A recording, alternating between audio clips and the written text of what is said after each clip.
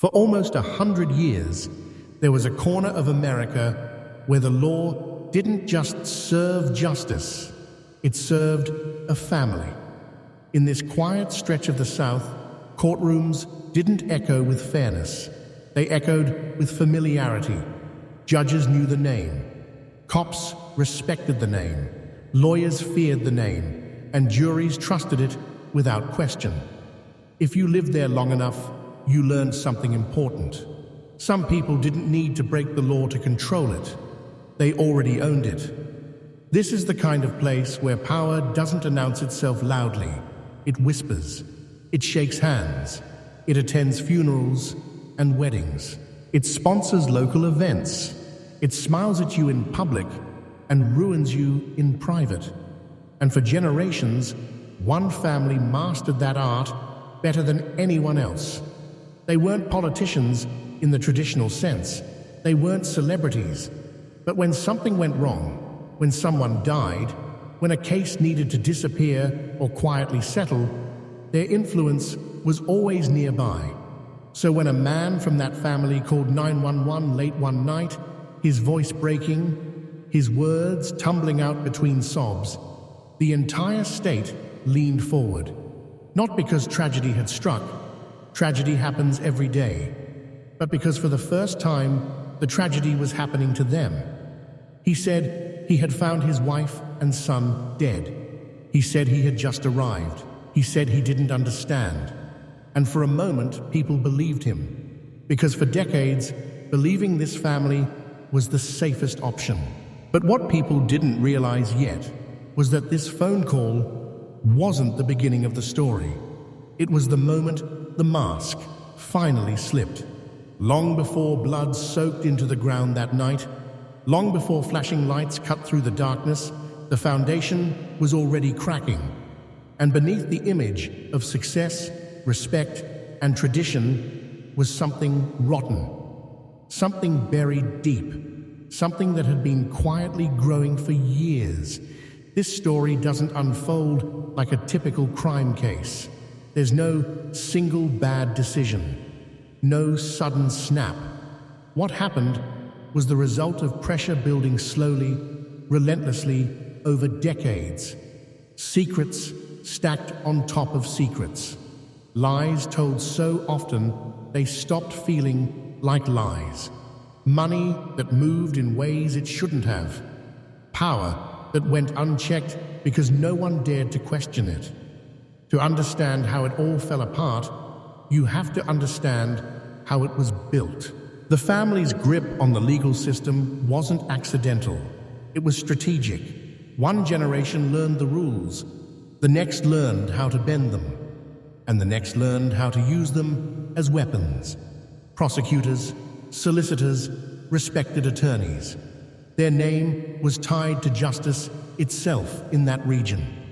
And when you control who gets charged, how cases are handled, and which stories make it to court, you don't need to be corrupt in obvious ways. You just need patience. People in town notice things, of course. They always do.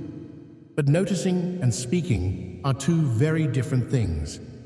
If your livelihood depends on staying in line, you learn to look away. If your case might end up in their courtroom, you learn to keep quiet. And if something feels wrong, but nothing ever seems to stick, you convince yourself it must be normal, until it isn't. Behind closed doors, the image began to crack. Financial pressure mounted quietly. Lifestyle costs rose faster than income. Expectations became unbearable. And beneath the surface, Charm was a man who needed to be in control of every outcome, no matter the cost. His family saw parts of it. His colleagues saw hints. But no one saw the full picture. Because the full picture was carefully hidden, piece by piece, behind trust and reputation. Then came the incident that shifted everything. A night of drinking, a reckless decision, a violent crash, a young life lost. And suddenly, the family name wasn't just associated with authority, it was associated with anger, grief, and unanswered questions. For the first time, people started looking closer, and what they saw didn't match the image they had been sold. Whispers turned into conversations. Conversations turned into investigations. And with every new detail, the pressure grew. Lawsuits loomed, financial scrutiny followed, and the man at the center of it all began to lose control of the one thing he had relied on his entire life: the narrative. By the time that June night arrived, nothing was stable anymore. Relationships were strained, money was disappearing, trust was eroding, and the walls that had protected the family for generations were closing in. When investigators later pieced together the timeline, it didn't feel random. It felt inevitable. Because empires built on silence don't collapse loudly at first. They collapse internally, slowly, until one moment exposes everything. And that moment was waiting in the dark. What investigators would eventually realize is that the night didn't begin at the crime scene. It began years earlier, with choices that felt small at the time. Choices that were justified, ignored, buried, and repeated. By the time the sun rose the next morning, the damage was already irreversible. In the hours after the 911 call, law enforcement moved carefully. Not because they didn't know how to investigate a homicide, but because the last name attached to the call changed everything. Officers who arrived on scene had either worked with the family, known them personally, or answered to people who did. The air was thick with uncertainty. Professional instincts clashed with old loyalties. The bodies told a story that words couldn't hide. One victim was shot at close range. The other had suffered catastrophic injuries that suggested rage, panic, or both. This wasn't a robbery. Nothing had been taken. There was no forced entry. Whoever did this knew the property, knew the layout, knew the routines, and yet the man who found them insisted he had been gone. At first, his explanation fit just enough to be believable. He said he had visited an ailing family member. He said he returned and discovered the worst moment of his life. He said he touched the bodies in shock. He said he was afraid the killer might still be nearby. Fear is a powerful shield. Grief, even more so. But grief doesn't erase data. Phones don't care about emotions. Vehicles don't care about reputations. Digital footprints don't bend for powerful families. And slowly, quietly, those footprints began to contradict the story being told. Investigators noticed that timelines didn't align cleanly.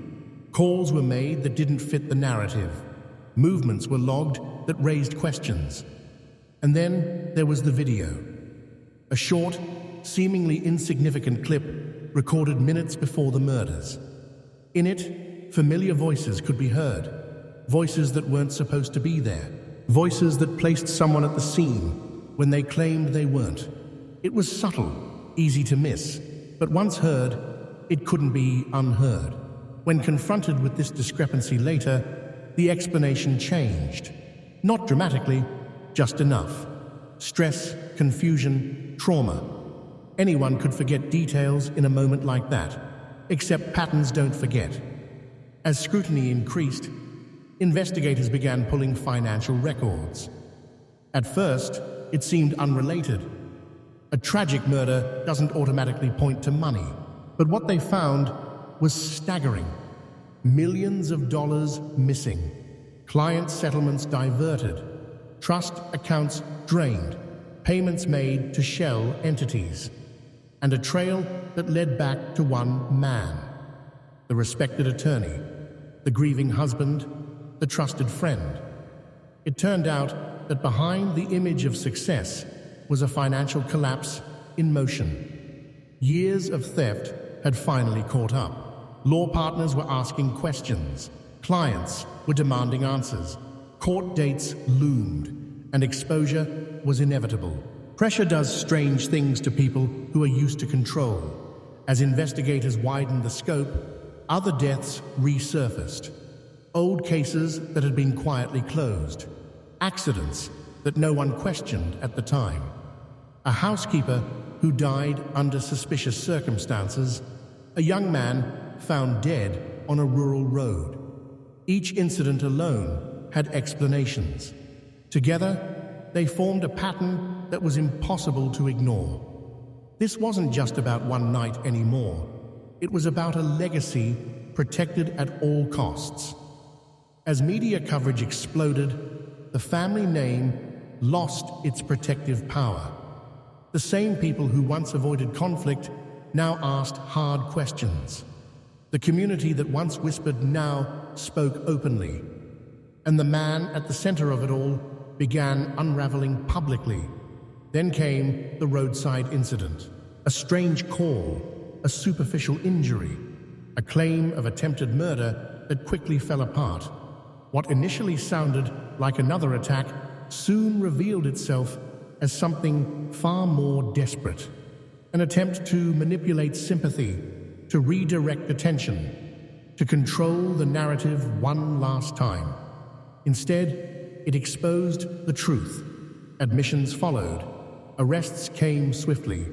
Charges stacked higher than anyone expected.